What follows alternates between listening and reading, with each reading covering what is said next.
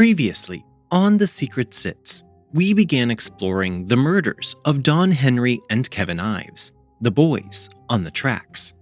This case set off some of the craziest investigations and conspiracies in Arkansas history. The story only gets crazier from here. Are you ready? Here we go.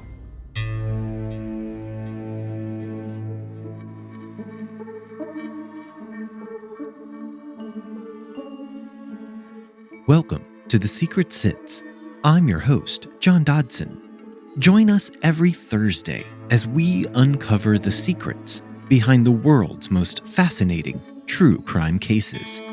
You can find all episodes of The Secret Sits for free on Apple Podcast, Spotify, or wherever you get your podcasts. And if you like what you are hearing, reach out to us on Instagram and Facebook at The Secret Sits Podcast, or on Twitter at Secret Sits Pod. Now, on with our story.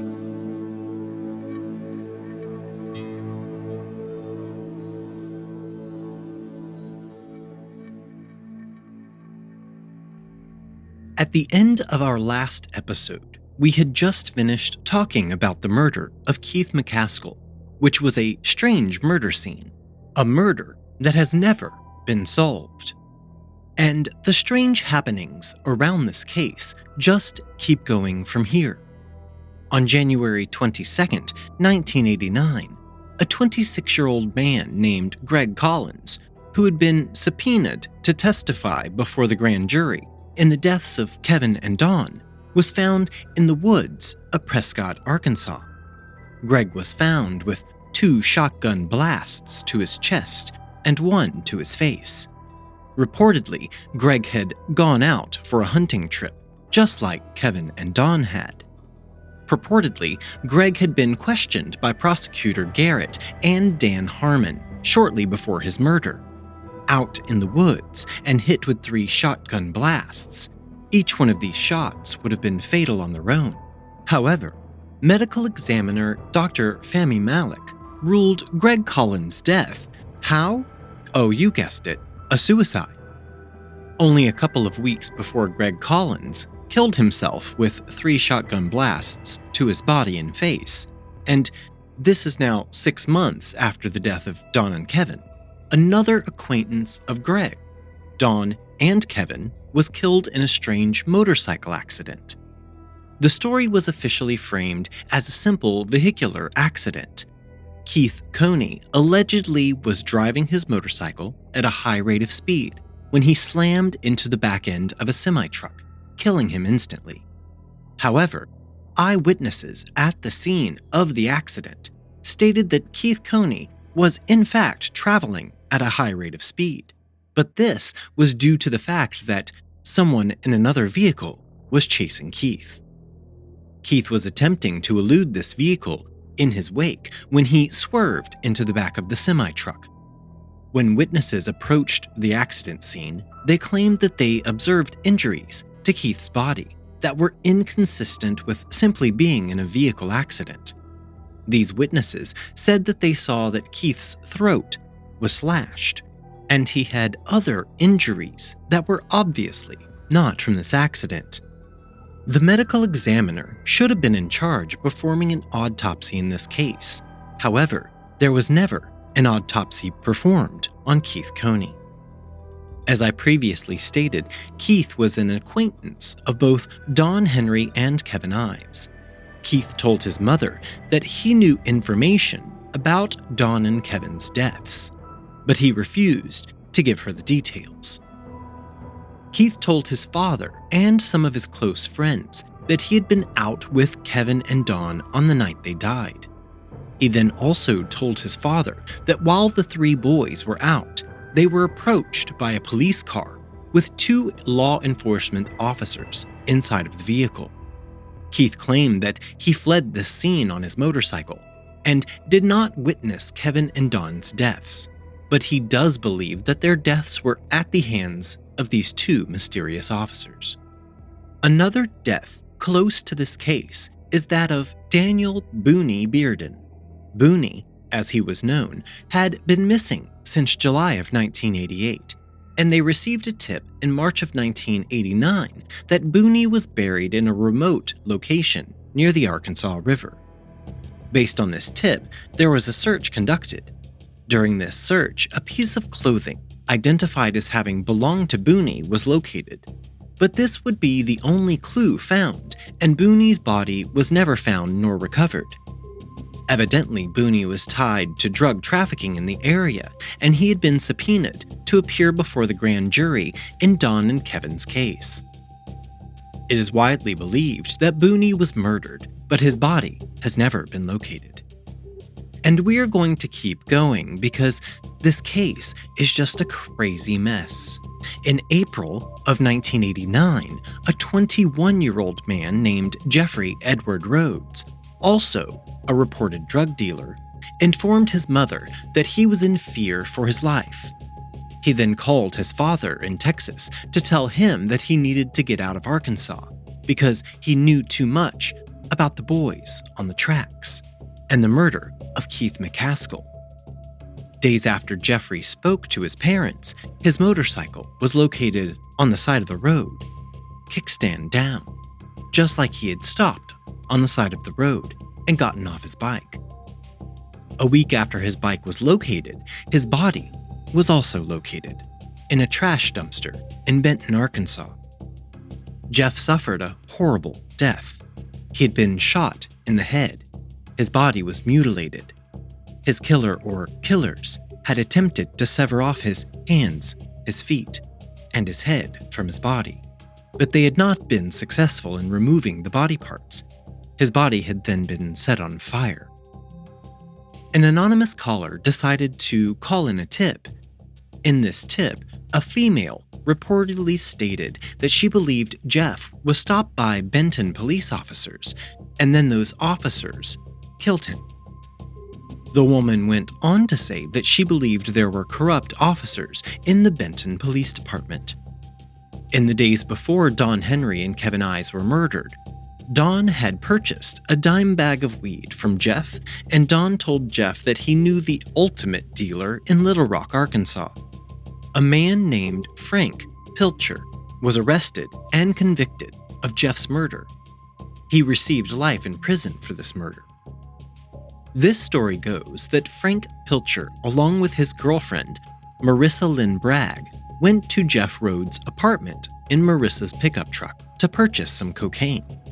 Frank and Marissa needed to get money to pay for this cocaine, so their plan was to drive in Marissa's truck to get some money, with Jeff following behind them on his motorcycle. But this was deceitful, and their true plan was to try and lose Jeff in an area known as the Bottoms, near Tull in Grant County. When the two could not shake Jeff on his motorcycle, they pulled over. Frank got out of the truck while Marissa stayed put inside of it.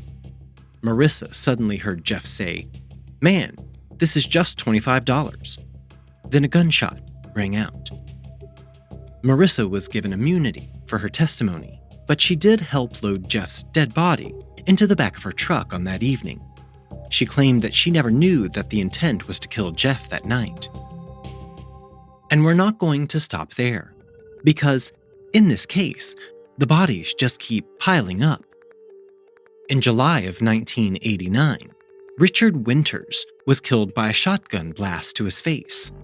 This case, at first, was thought to have been a holdup, but later investigators began to believe that the holdup aspect was simply a setup. At one point, Richard Winters was considered a suspect in the murders of Kevin Ives and Don Henry. However, Richard had agreed to cooperate with the grand jury in this case just shortly before he himself was killed. In this same year, 1989, a man by the name of James Milam had been found decapitated in his own home. And I hope at this point you are still with me, because now I'm really going to blow your minds. Let me reiterate. James Milam was found dead in his own home, with his head removed from his body. And our friendly neighborhood medical examiner, Dr. Fahmy Malik, performed his autopsy. Dr. Malik ruled James's death was from natural causes, brought on by an ulcer. Are you kidding me? A fucking ulcer caused this man's head to come off his body? Give me a break. Dr. Malik went on to claim that James Milam's small dog had eaten James's entire head. I mean, this man should have been a Hollywood scriptwriter or something other than a medical professional, because he just loves to make up stories. Anyway, a few days later, James Milam's head was located in a trash dumpster a few blocks from his home. But do not despair. We can keep our faith in the great Dr. Malik because he came up with a reasonable explanation for this as well. Dr. Malik said that the dog must have just regurgitated the head. But this was a small dog. Did he swallow the head whole and then vomit it back up whole? Then sneak out of the house to take the head somewhere else? I mean, come on, Dr. Malik. Even Hollywood is not buying that storyline. Once again, James Milam was supposedly a witness to the MENA drug cartel's operation and a witness to the murders of Don Henry and Kevin Ives. I hope you're still with me because I cannot stop yet. There's still so much more to talk about. In June of 1990, Jordan Kettleson was found in the front seat of his pickup truck with a shotgun blast to his head. Jordan was rumored to have had information about the deaths of Don Henry and Kevin Ives. He was also implicated in the murder of Keith McCaskill. Before the police could investigate his murder, if they were going to investigate his murder at all, and before Dr. Malik had a chance to perform an autopsy, his body was cremated. In March of 1990, a deputy prosecutor named Gene Duffy is asked to head up a new drug task force. This task force is going to be used to investigate drug trafficking across several counties, including Saline County. But this new drug task force is not without its own roadblocks. On day one of this newly formed task force, Gene's boss, prosecutor Gary Arnold, shows up in her office, and he tells Gene that she is not allowed to use this task force to investigate any public officials, which to me indicates that there are definitely public officials involved in drug trafficking. Gene was not very concerned about this directive at first because so far, on day one, she had no indications that any public officials were involved in the drug trafficking problem in her area. Soon into Gene's task force infancy, however, Gene does find that there are several public officials involved in the local drug trade. One of these officials is none other than Dan Harmon. As Gene begins to investigate Dan, she speaks to one of Dan's ex-girlfriends named Charlene Wilson. Charlene tells Gene that Dan is heavily involved in the sale and distribution of cocaine. She told Gene that he always had some of the drug on him, and she had witnessed Dan on many occasions making transactions himself. Because Gene had been explicitly instructed not to investigate public officials, this brought her investigation to a screeching halt.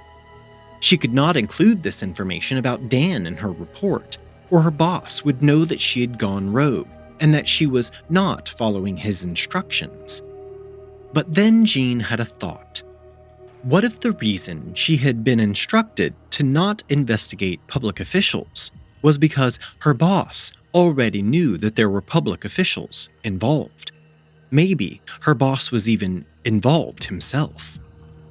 So instead of reporting her findings directly to her boss, Gene chose to go to the assistant U.S. attorney, Bob Govar, with her findings. Bob is currently running an investigation looking into public corruption in Saline County. When she speaks with Bob about her findings, Bob tells Gene that both Dan Harmon and Richard Garrett had both come up in his investigation as well. Somehow, Dan Harmon finds out about Gene's investigation, and then suddenly Press articles began coming out accusing Jean of all kinds of wrongdoing, including embezzlement and making wrongful arrests. Jean could not believe what was happening, but she kept on performing her investigation. She knew that these articles were all fabrications, but how could she prove that? Jean ended up being fired due to the bad press surrounding her. After she was fired, 5 of her 7 investigators quit in protest of her termination. Dan Harmon then called for a grand jury to begin investigating Jean, and she is subpoenaed to testify before the grand jury. But Jean's gut told her not to show up at this grand jury hearing.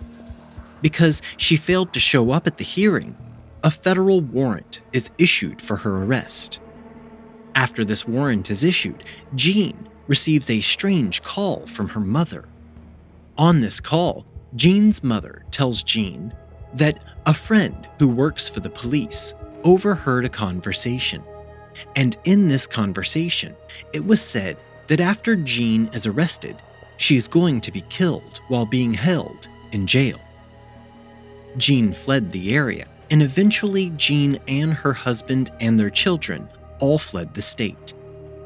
After Jean fled, a grand jury is convened to review Bob Govar's findings in his public corruption investigation. Bizarrely, before the grand jury has heard everything discovered in this case, they are all dismissed, and all public officials are cleared of any wrongdoing. Bob Govar then resigned in protest over this outlandish action by the court. In June of 1995, another witness for the Henry Ives grand jury was found dead. Mike Samples had been shot to death. Mike was involved in retrieving drugs from the airplane drops performed by the cartel. Authorities have denied that Mike's murder had any connection to the murders of the boys on the tracks. Almost all of these horrific deaths, Greg Collins, Daniel Booney Bearden, James Milam, Jordan Kettleson, and Mike Samples remain unsolved to this day. On the night of August 22nd, into the morning of the 23rd, when Dawn and Kevin were killed, someone was sitting in a convenience store parking lot. We will call this witness Jerry. Jerry came forward to tell his story of that night, and it went a little something like this. Jerry was sitting in a convenience store parking lot when he saw 3 teenage boys hanging out by the store. One of these boys was on a motorcycle. Jerry believed that these boys were smoking some pot when 2 policemen rolled up in their cruiser. The boy on the motorcycle took off, and the officers did not give chase. Instead, Jerry claimed, the 2 officers began beating the shit out of the 2 teenage boys who were left at the store. They then threw the boys into the back of their patrol vehicle. Jerry, as a good Samaritan, went to the authorities to tell his story, and when he did, the police arrested Jerry for outstanding child support payments. After serving 90 days in jail, Jerry was released with a strong suggestion that he get out of town. And they did not have to tell Jerry twice. He packed his stuff and left town, and he has not been back since.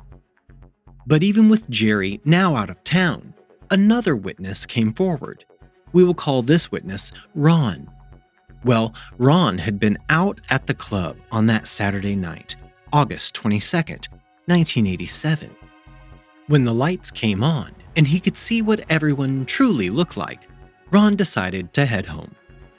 Ron was passing the same convenience store mentioned by Jerry around 12:30 in the morning when he noticed a car that he suspected of being an undercover police car in the store's parking lot. Ron stated that he saw a young man fitting Don Henry's description being beaten down by 2 police officers. Ron could not describe the second boy present because the boy had his head tucked down, not showing his face. Ron then also stated that he watched as the two officers threw the young boys into the back of their car. The car then pulled out of the parking lot and drove down a dead-end road. Ron, who was slightly inebriated from his time that evening at the club, pulled over in his car to let the officers go on their way.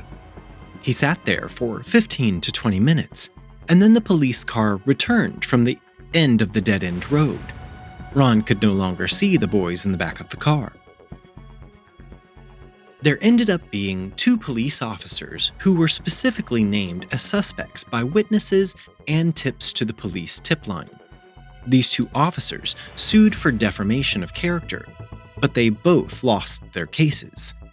One of these officers was later convicted of drug charges and was sent to prison. The other officer ended up becoming a police chief and the head of a narcotics division. On September 10, 1991, our good friend Dr. Fahmy Malak resigned from his position as the medical examiner for Arkansas. He had held this position now for 12 years. Dr. Malak made years of questionable decisions, as we have talked about today. But besides these decisions, he had also labeled a victim with 5 shotgun blasts to the chest as a suicide.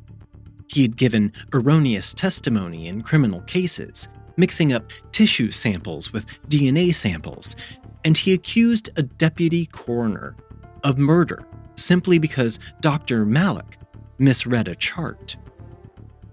Once Dr. Malak had resigned, it was soon revealed that when the grand jury had overruled his findings in the Don Henry and Kevin Ives case, the then governor of Arkansas, a man you may have heard of named Bill Clinton, hired 2 out-of-state pathologists to review Dr. Malak's findings at a cost of over $20,000. These 2 pathologists gave Dr. Malak high marks for his work and suggested to Clinton that Dr. Malak deserved a raise. Bill Clinton and his board decided to forego a review of Dr. Malak's work, and instead, they send a proposal to the legislature to give Dr. Malak a 41.5% increase to his salary, taking his annual salary to $117,875, almost $120,000 per year to say a small dog ate an entire human head, and that someone with 5 shotgun blasts to the chest was a suicide. I mean, come on. It was at this point when Clinton elected not to fire Dr. Malak, even though he had already racked up 4 years worth of complaints about his medical practices.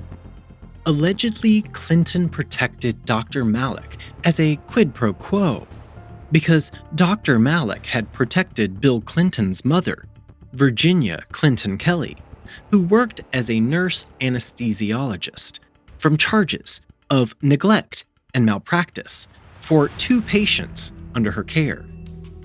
After Dr. Malak resigned as medical examiner, he was hired at the health department as a consultant on sexually transmitted diseases. In this job, he was paid $70,000 per year. Dr. Malak died in Florida in 2018. 35 years have now passed since the boys on the tracks were killed, and the case remains unsolved. Rumors continue to circulate, and to many, law enforcement appear uninterested in ever solving this decades-old case. Books have been written on this case. Newspaper and magazine articles have come and gone, noting many aspects of this case, and still, nothing. Attorney Dan Harmon, who we have discussed a lot in this case, ran into legal troubles of his own. In March 1990, he was reportedly linked to illegal drug activity himself. In June of 1991, U.S. Attorney Chuck Banks held a press conference to publicly clear Dan and other officials from, Saline County, who all had drug-related misconduct charges. Again, this case has a lot of rumors surrounding it, and one rumor pertaining to this was that Chuck Banks had been blackmailed into shutting down the case on Dan Harmon because Dan possessed tapes of Banks having sexual escapades with known sex workers. Several months after Banks held his press conference, he received a nomination for a federal judgeship by then-President George Bush. However, when Bill Clinton won the presidency over George Bush, all of Bush's judge nominations were thrown out. In 1993, Linda Ives, Kevin Ives' mother, was contacted by a young man who was only 12 years old at the time of Kevin's murder. This man told Linda that he had been out that evening with some friends. They had been out at the train tracks when they saw some lights coming, so they ran and hid in some bushes. This man claimed that he saw Dan Harmon that night out on the tracks and that Dan was involved in her son's murder. Dan was personally known to this man because Dan had, at one point, dated his mother. This man passed 2 polygraphs while relaying this information, but the police put very little faith in his version of events. Despite this, the man was placed into the Witness Protection Program. And if we are all taking stock at this point, about half of this small town either claimed they were out on these tracks that night, or they saw others out on the tracks that night. Also, in 1993, a woman named Charlene Wilson, you know this name because she is an ex-girlfriend of Dan Harmon. Anyway, she came forward and also accused Dan Harmon of the murders of Don Henry and Kevin Ives. Charlene claimed that Dan Harmon, Keith McCaskill, and another man named Larry Rochelle were all involved in the 2 boys' deaths. Charlene vehemently believed that Don and Kevin went looking for the drug drop point, and they got caught. During her first statement, she claimed that she was high on coke and meth, and she witnessed the boys being killed. See, everyone was out there that night. In a second statement, Charlene claimed that while she was still high on coke and meth, Dan Harmon pressured her to also stab one of the boys. She used her own knife, but only made a shallow, superficial wound. She also spoke about the mysterious green tarp. She claimed that the tarp had come from her car. After providing her statements to law enforcement, Charlene was picked up on a drug charge. And who was the prosecutor on her case? None other than Dan Harmon himself. And despite this being Charlene's very first charge of a drug offense, she was given a sentence of 31 years in prison. Charlene signed her statements in front of 3 officers back in 1993, but they were inexplicably buried in the case files until being discovered in 2015. Arkansas Governor Mike Huckabee eventually reduced Charlene's sentence, making her eligible for parole. Suspiciously, in November of 1996, as Dan Harmon was working as the Saline County prosecutor, his now ex-wife was caught with packages of cocaine from the Saline County evidence locker. That same year, Dan Harmon resigned as the Saline County prosecutor as part of a plea deal he accepted after giving a beatdown to a reporter from the Arkansas Democrat-Gazette who had simply asked Dan for a comment.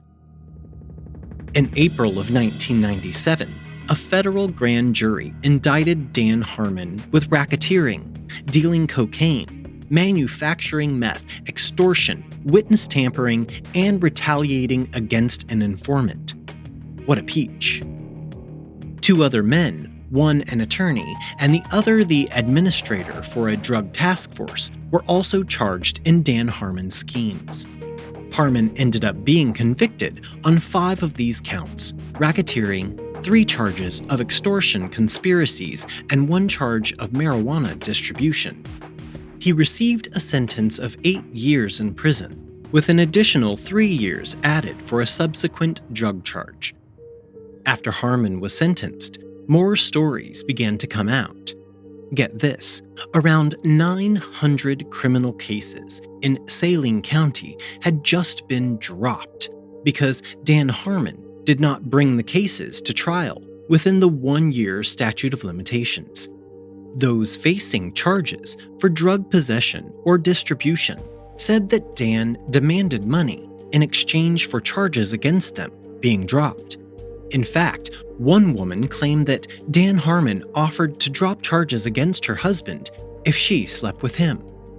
So now we're getting the true picture of who Dan Harmon really was. But wait, he's not the worst person he could be yet. Dan was arrested on several occasions where he refused to take a drug test when asked. He even attempted to flee during one traffic stop. Harmon boasted that he had punched an opposing attorney directly in front of a judge with no repercussions. Many women accused Dan of physical battery, including his ex-wife, who also made claims that Dan had threatened to kill her or have her killed. Dan Harmon was like Teflon. Nothing would stick. He was given passes by judges, the police, and the Committee on Professional Conduct, who still declined to revoke his license to practice law when Dan refused mandatory drug tests when he was arrested. Finally, in 1999, the Arkansas Supreme Court disbarred Dan Harmon, so he could never practice law again. He was released from prison in 2006 after assisting prosecutors with a murder conspiracy case. But even with all of the mud in the Arkansas River on his face, in 2008, Dan Harmon was once again working for Saline County, organizing files for the Circuit County Clerk's Office. Just 2 years later, however, in February of 2010, Dan was once again charged with selling morphine and hydrocodone next to a school. Classy forever, Dan. The prosecutor for this case did not have much to go on, and the case was very weak. Because of this, Dan Harmon was ultimately acquitted of these charges. In 2016, Linda Ives filed a civil suit citing a FOIA or Freedom of Information Act violation. This suit was brought against several agencies, including the CIA, FBI, and the Bryant Police Department. Miss Ives alleged a vast cover-up of her son's death. In November of 2017, around 1 year after bringing the suit, a federal judge ordered 3 defendants in the suit: the Executive Office of the U.S. Attorneys, the Drug Enforcement Administration, and the Department of Homeland Security, to turn over their documents for private review, unredacted. This same judge then dismissed several agencies from the suit, including the CIA and the U.S. State Department, the FBI, the Arkansas State Police, and the Saline County Sheriff's Department, including the Bryant Police Department. This suit was fully dismissed in 2019. As if there have not been enough strange twists, here is another.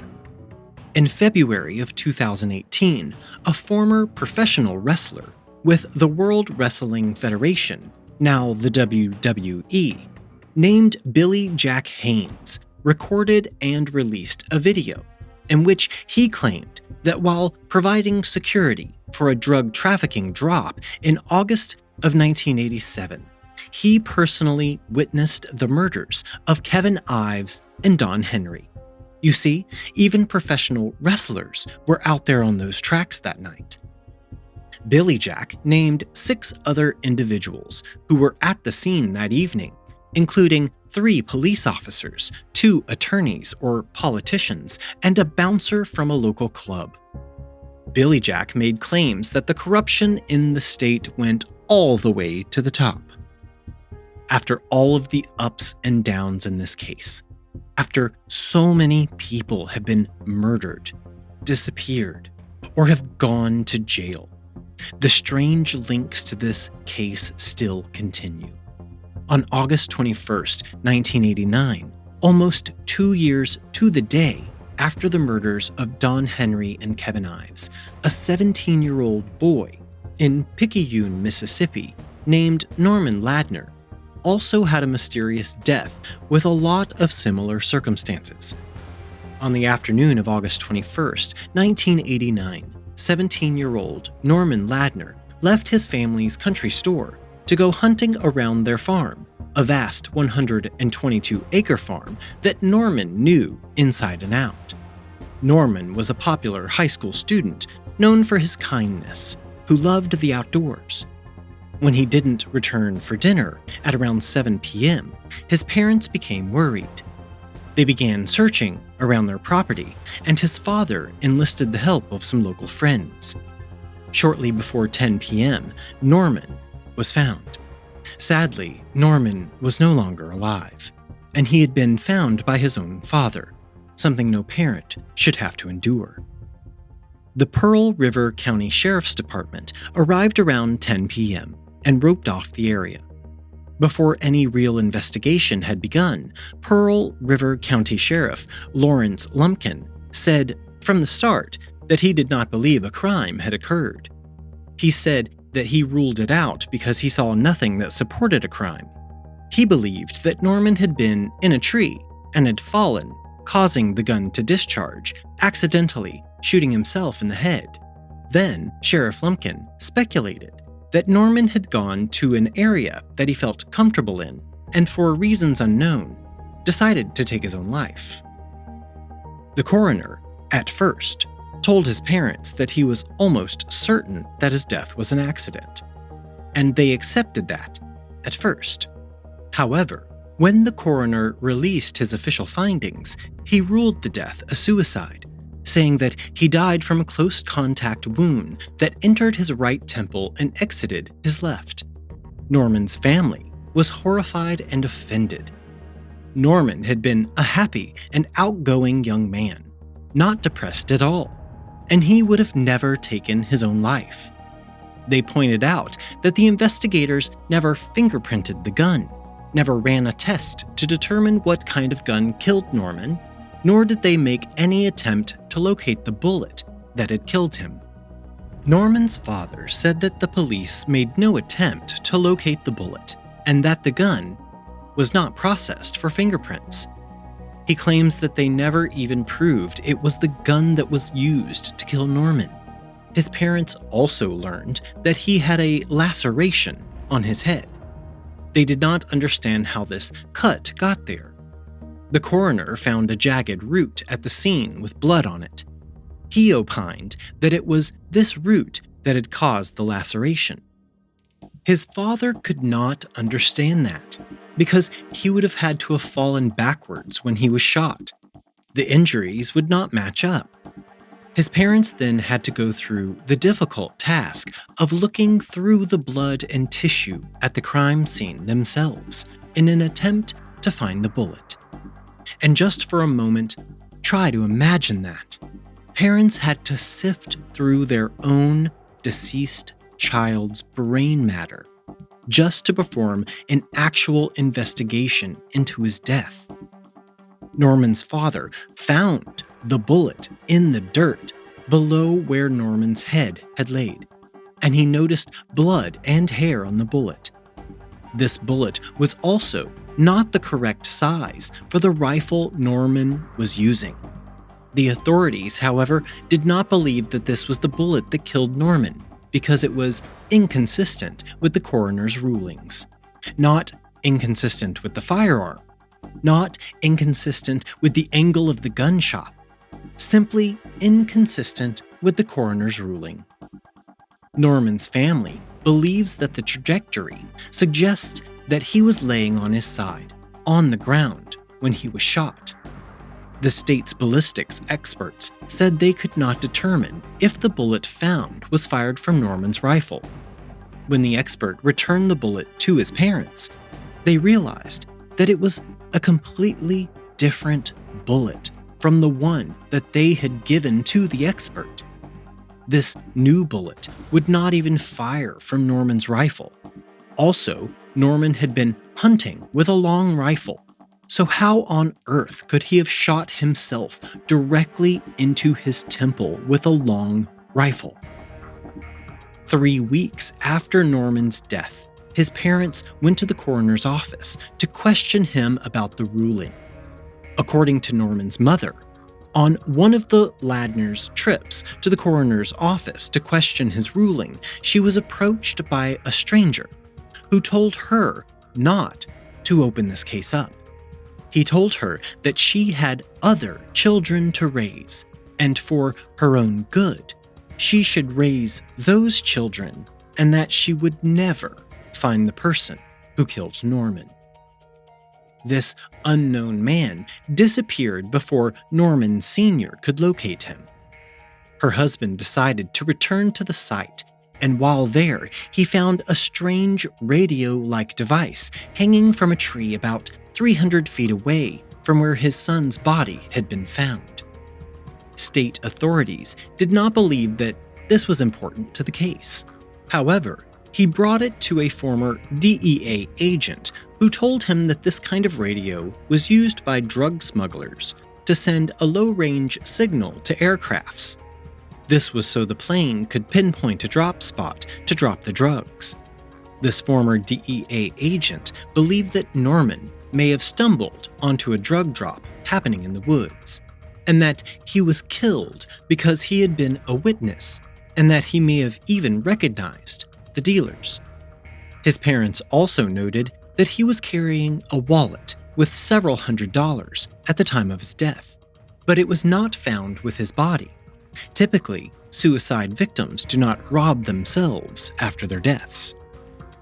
Authorities do not believe that drugs were involved in Norman's death, and that it was a suicide.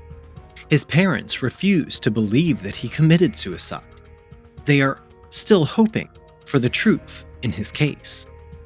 Sheriff Lawrence Lumpkin was later charged with dogfighting and other illegal activities. Rumors surfaced that Sheriff Lumpkin has ties to the local Dixie Mafia drug cartel, although nothing was ever proven. He died in 2007. Norman Sr. died in 2003. Norman's case remains unsolved. On October 23, 2018, Richard Garrett passed away at the age of 72. On June 3, 2021, Linda Ives passed away at the age of 71. And just a few months later, on August 24th, Kevin Ives' sister, Alicia, passed away at the age of 53. There are so many deaths in this case, but are they all related in some way? What do you think? Do you believe that we will ever find out the complete truth surrounding all of the things we have talked about in this case, especially when the perpetrators, or maybe the conspirators, go all the way to the top? I'm not so sure, but I do know one thing. We dance round in a ring and suppose, but the secret sits in the middle and knows.